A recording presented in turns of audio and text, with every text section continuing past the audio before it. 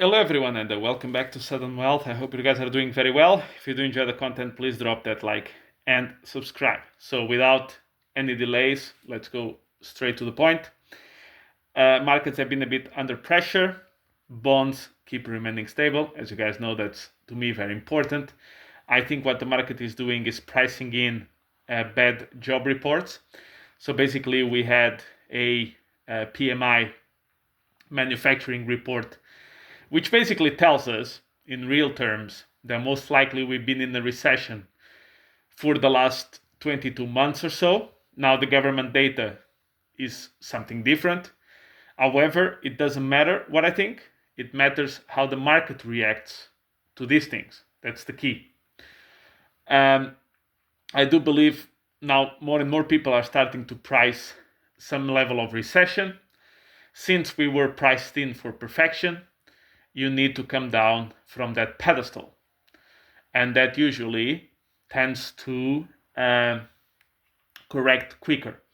Now, I'm making this video before the job reports come out. I think probably the market will react positively to the job reports, unless it's a complete disaster, obviously. The reason why I'm saying this is because a lot of the pricing has already happened. So a lot of the people have already front-run the a poor job report. So if it comes anywhere in line with expectations, now it doesn't mean the report is real. Very important. Don't forget that we just had a revision down of 818,000 jobs that the government has been telling us were created, and actually they weren't. So it was all fugazi. It was all fake. There's no creation of anything. It was all just reporting. I mean, look, getting, something of this nature, report, revision down, report, revision down, happening 2 or 3 times, okay, fine. But happening for drastic amounts, for like 14 or 15 times, no, that's pure manipulation. The idea is because they know the market reacts to the headline number. And then when you revise the prior month, it does not get the attention that it should. So that's why they do it. They do it because it's politically expedient to do it. It's not because there's any conspiracy theory. No, they do it because it's easier. You don't notice it. The same way they like to, make you pay for stuff with things like inflation rather than a direct tax. Because a direct tax, you can see it. It's very obvious, you get very pissed. But if they do it via, these real estate prices keep on going up, I cannot afford a house, then they can blame greedy business people and greedy landlords, and they can say it's not my fault. Don't forget that the government's job is to convince you that they are very useful and that they will solve the problem. I think it was Ronald Reagan that said, whenever you hear the government saying, I will fix that problem for you, that's probably some of the most dangerous, frightening words of the English language. Now, also, we got to the point where the Dow Jones put in a new all-time high, and then the S&P got extremely close to a new all-time high. I'm not sure if it put a new one. I don't think so. But please correct me if I'm wrong. And now you're also getting a bit of a breather. The point is, liquidity is still coming. Liquidity is still increasing. And there's been a mismatch now between price and liquidity, particularly in crypto, which is actually, in my view, you don't need to follow me, or it is not fine. I'm not trying to advise you. In my view, it's an opportunity. That means that the price is lagging the fundamentals. Sometimes it's the other way around. When you have euphoric moments, the price moves upwards versus its fundamentals, and why it should be at a certain price. It goes up and down. So basically, let's say if you have a line like this, it will either overshoot it or undershoot it. And I'm focusing on capturing opportunities when they are undershot. Now, I've said before, I'll repeat it again, but I was expecting some movements on crypto, somewhere between Bitcoin, somewhere between 57 to 62 for the majority of the time. However, we can go a little bit up, as we did. We went to 64 point whatever, or a little bit down, as we did. I think we touched the 55,800 today. Once again, we are retesting some of the moving averages. Actually, Ethereum is sitting on top of its 200 weekly moving average, which should be a strong support zone. I am thinking that Bitcoin is probably putting in here a small local bottom, somewhere between 50, maybe I see it maybe going to 53,250. I don't see it going below that. And there's something I would like to say, because I don't know if people just don't pay attention. I don't know if people never looked at a chart, so it bears repeating. Q4 2012 plus 5%. Q4 2016 plus 55%. Q4 2020 plus 160% Bitcoin price. We're going to be in Q4 2024. October and November are the best months in crypto. September is known as the Rectember. Usually it's a bad month. Now, the reason why I said in the beginning a few weeks ago, whoa, maybe we put Bitcoin 80K on the second half of September, is because I was thinking maybe they can front run a little bit the cycle, just like we've been doing it for the entirety of this cycle. We've been front running movements over and over again. I thought, maybe we front run a little bit. But then I said, okay, look, let's make it by end of November. Bitcoin should be above 80K, and I believe that prediction will be correct. Now, this is another thing that people don't pay attention, right? Bitcoin halving years. 2012, we had 3 red months.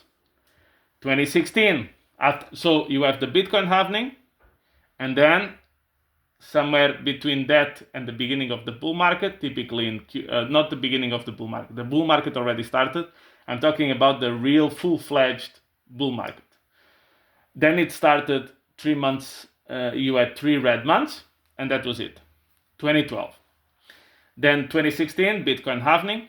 You have 4 red months, 1, 2, 3, 4, and then you go up. 2020, you had 4 red months, 1, 2, 3, 4, and then you go up. This cycle, 1, 2, 3, this is September, is the 4th month.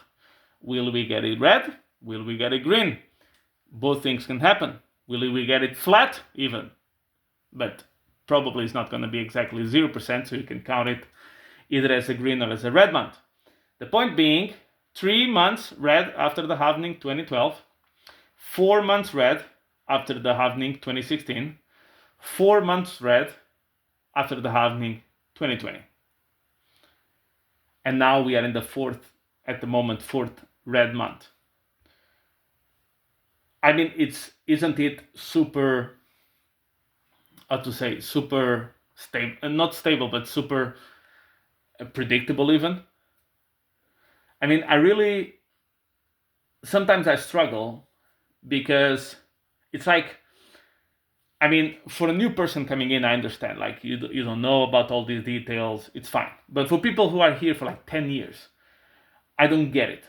Why is this so confusing? Now, history doesn't repeat itself, but it often rhymes.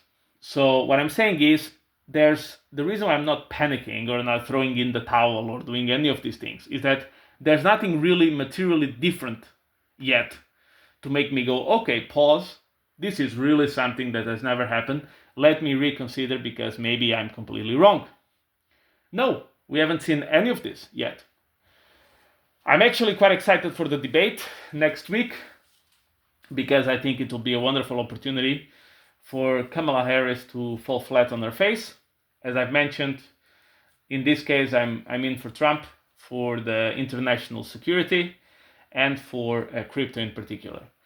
And nowadays, I have to say, for the weaponization of political power and political institutions that I've seen the Democrats carry against its enemies, not just Trump, but also R.F. Kennedy who was part of the Democratic dynasty, and now Tulsi Gabbard as well, being put in some sort of, I need to be careful with the words that I use, being put of a very difficult list. Okay, if you type Tulsi Gabbard list, you'll see what I say, what I'm talking about. So, has anything materially changed? No. Are we still in this boring sideways? Now we are a bit on the low range of the sideways, right? If you go, so this is the funny part. So Bitcoin is at 56,000 or something by the time I'm recording. Everybody's pissed off. If next week is at 62,000, everybody's happy. And I'm like, what changed? Is Bitcoin different now? No. Is the liquidity dynamics different? No. Is the currency debasement different? No. Is the election over? No. Did Bitcoin get a massive update and now does something completely different? No. So what changed? The color of the chart. The color of the candle in the chart. It's now green. So everybody's happy. If then it goes to 57, now everything is wrong again. But I am happy to say, because I've been seeing a lot of bottom signals. So Jim Cramer is definitely very much negative. Bitcoin is still outperforming gold this year. But Peter Schiff is throwing in the victory towel, saying that Bitcoin is finished. Great bottom signal. The amount of YouTube channels that I've seen saying stuff like, I'm out of crypto, I'm done, I'll come back in 18 months, this kind of stuff. Stop talking. Yeah, I'm gonna go away. Basically, I'm gonna go away. Of course, they're not gonna go away, by the way. As soon as a few green candles come, they are all back full-fledged creating content. So the amount of people, now I see increasingly more people talking about the bull market being over. I see increasing targets of 30,000 Bitcoin. I see all of these things. This is always very good sign, because there is no sign of euphoria whatsoever. I think the Coinbase app is now number 400 in the download list of the Google and Apple Play Store. That's great. When it's in the top 10 is when you should get nervous, because that means everybody's in. So is there anything materially different this cycle than others? I guess the fact that we hit new all-time highs before the halving. But if you actually look just at the chart, you forget about the numbers, you look at the number of red monthly candles, etc. It's been pretty much identical to other cycles. But I get it. It's one thing. One thing is to read about past events, like for example, I don't know, you look at the Napoleonic conquests, right? And you read about it. Okay, I read about it. The other thing is to be there, living, seeing the battles, seeing people injured, seeing all of this kind of stuff. One thing is to read about it. The other thing is to watch it in the chart. And the other thing is to live it, to experience it, to feel the frustration. Don't get me wrong, I'm human just like you. I also get my doubts. I also get nervous. But then I always discipline myself to come down and say, has something structurally, dramatically changed? No. As long as that's the case, I'll keep my position. And with that, guys, thank you very much for your support. Don't forget, I'm not here to advising you. I'm here to show you why I think the way that I think. Okay? But if you want to listen to all of these guys, they're going to sell you the latest hit on, I don't know, crypto signals or whatever. Be my guest. I wish you the best of luck. With that, thank you very much. Don't forget to like and subscribe. I'll catch you in the next one. And have a nice day.